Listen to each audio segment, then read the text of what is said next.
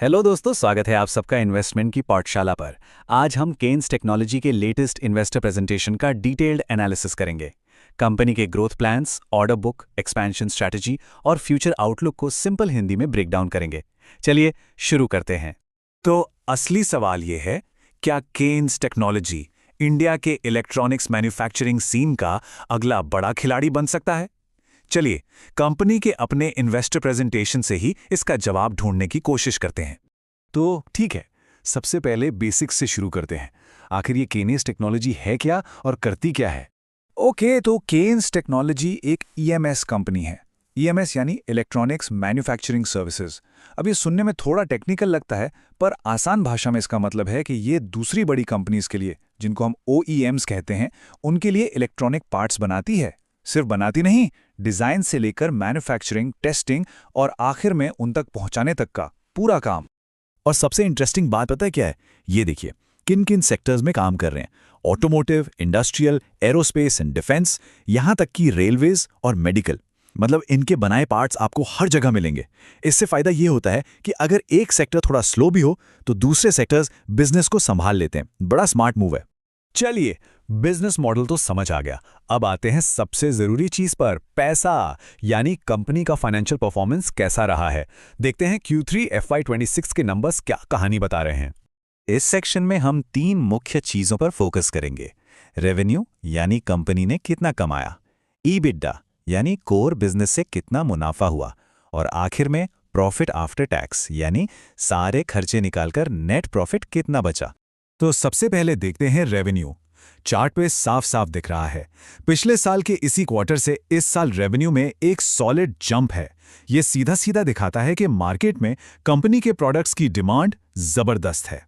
अब आते हैं ईबीटा पर। ये बेसिकली कंपनी के ऑपरेशनल प्रॉफिट को दिखाता है। यहां भी आप देखिए, ईयर ऑन ईयर एक हेल्दी ग्रोथ है। मतलब कंपनी न सिर्फ माल ज्यादा बेच रही है, बल्कि उसे ज्यादा एफिशिएंसी से ज्यादा मुनाफे के साथ बेच रही है। और आखिर में आते हैं प्रॉफिट आफ्टर टैक्स या पीएटी पर, यानी सब कुछ देने के बाद जेब में कितना पैसा आया। यहां भी एक सॉलिड इंक्रीज है, और ये इंपॉर्टेंट इसलिए है क्योंकि यही वो प्रॉफिट है जो आखिर में शेयर होल्डर्स की वैल्यू बढ़ाता है। तो फिगर क्या है? 8,040 मिलियन रुपए। और ग्रोथ कितनी? 22% साल दर साल। आप सोचिए, इलेक्ट्रॉनिक्स जैसे कॉम्पिटिटिव सेक्टर में ऐसी डबल डिजिट ग्रोथ का मतलब है कि कंपनी मार्केट शेयर आराम से कैप्चर कर रही है।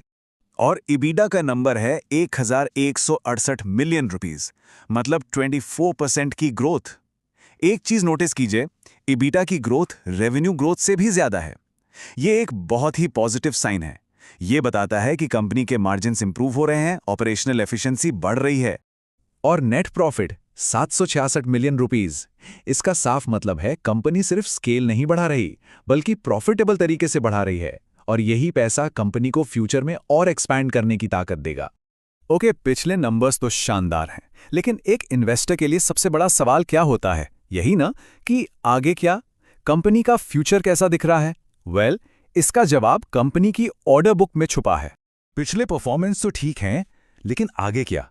क्या कंपनी इस ग्रोथ को बरकरार रख पाएगी? इसका सबसे साफ जवाब हमें कंपनी के ऑर्डर बुक से मिलता है। और ये नंबर देखिए स्क्रीन पर, 90,722 मिलियन रुपीस। जी हां, दिसंबर 2025 तक कंपनी के हाथ में इतने के कंफर्म्ड ऑर्डर्स हैं।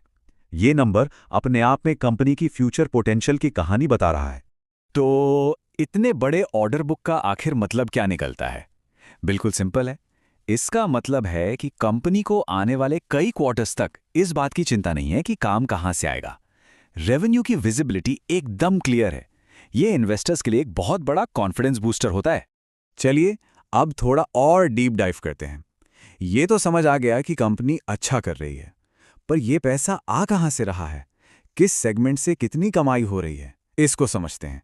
ये चार्ट देखिए कितना क्लियर है। रेवेन्यू का सबसे बड़ा चंक, लगभग 55%, इंडस्ट्रियल सेगमेंट से आ रहा है। और इसमें ईवी यानी इलेक्ट्रिक व्हीकल्स भी शामिल है, जो कि एक सुपर हाई ग्रोथ एरिया है। इसके बाद है ऑटोमोटिव 28%। तो साफ है कि कंपनी का फोकस बिल्कुल सही जगह पर है। अब सर्विस के हिसाब से देखें तो पीसीबीए और बॉक्स बिल्ड, ये इनकी मेन ब्रेड एंड बटर हैं। दोनों मिलाकर लगभग 90% बिजनेस है। लेकिन मेरी नज़र जा रही है उस 10% पर। ओडीएम और इंजीनियरिंग, ये हाई मार्जिन वाला काम है और मैनेजमेंट इसे बढ़ाने पर पूरा जोर लगा रहा है। अगर ये बढ़ता है तो आगे कंपनी के प्रॉफिट्स और भी तेजी से बढ़ेंगे। यह टेबल कंपनी की स्ट्रैटेजी को और भी साफ कर देता है। देखिए कि कैसे इंडस्ट्रियल, ईवी, एरोस्पेस और डिफेंस जैसे सेगमेंट्स का कंट्रीब्यूशन बढ़ रहा है। ये कोई इत्तेफाक नहीं है, ये सीधे सीधे मेक इन इंडिया और पीएलआई स्कीम्स जैसे गवर्नमेंट इनिशिएटिव्स का असर है, जो इस कंपनी के लिए एकदम टेलविंड का काम कर रहा है। तो ठीक है, हमने कंपनी को समझा, उसके फाइनेंशियल्स देखे, ऑर्डर बुक को एनालाइज किया। अब वक्त है इन सबको समेटने का। इस पूरे एनालिसिस से क्या मुख्य बातें निकल कर आती हैं?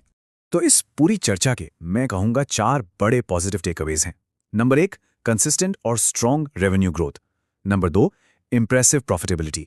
नंबर 3, वो जबरदस्त ऑर्डर बुक जो फ्यूचर की विजिबिलिटी देता है। और नंबर 4, इनका बिजनेस हाई ग्रोथ इंडस्ट्रीज में इतना वेल डाइवर्सिफाइड है। तो कुल मिलाकर ये प्रेजेंटेशन किनेस टेक्नोलॉजी की एक बहुत ही मजबूत ग्रोथ स्टोरी और करंट फाइनेंशियल हेल्थ को बिल्कुल साफ साफ दिखाता है। लेकिन हमेशा की तरह सिक्के का एक दूसरा पहलू भी होता है, यानी रिस्क्स। सबसे पहला रिस्क है वैल्यूएशन। स्टॉक ने काफी अच्छा रनअप दिखाया है, तो हो सकता है कि ये अभी थोड़ा महंगा लगे। दूसरा है एग्जीक्यूशन रिस्क। कंपनी बड़े एक्सपेंशन प्लान्स बना रही है, तो उन्हें टाइम पर शुरू करना एक चैलेंज हो सकता है। और तीसरा, अगर ग्लोबल इकोनॉमी में कोई सुस्ती आती है तो डिमांड पर थोड़ा असर पड़ सकता है। चलिए आगे बढ़ने से पहले एक ज़रूरी सूचना। ये विश्लेषण सिर्फ एजुकेशनल पर्पस के लिए है। इसमें किसी भी तरह की खरीदारी या बिकवाली की सलाह नहीं दी गई है। स्टॉक मार्केट में निवेश बाजार जोखिमों के अधीन होते हैं, इसलिए इन्वेस्ट करने से पहले अपनी रिसर्च खुद ज़रूर करें। अगर आपको ये वीडियो यूजफुल लगा हो तो लाइक कीजिए और ऐसे ही डिटेल्ड इन्वेस्टर प्रेजेंटेशन एनालिसिस के लिए इन्वेस्टमेंट की पाठशाला को सब्सक्राइब करना ना भूलें।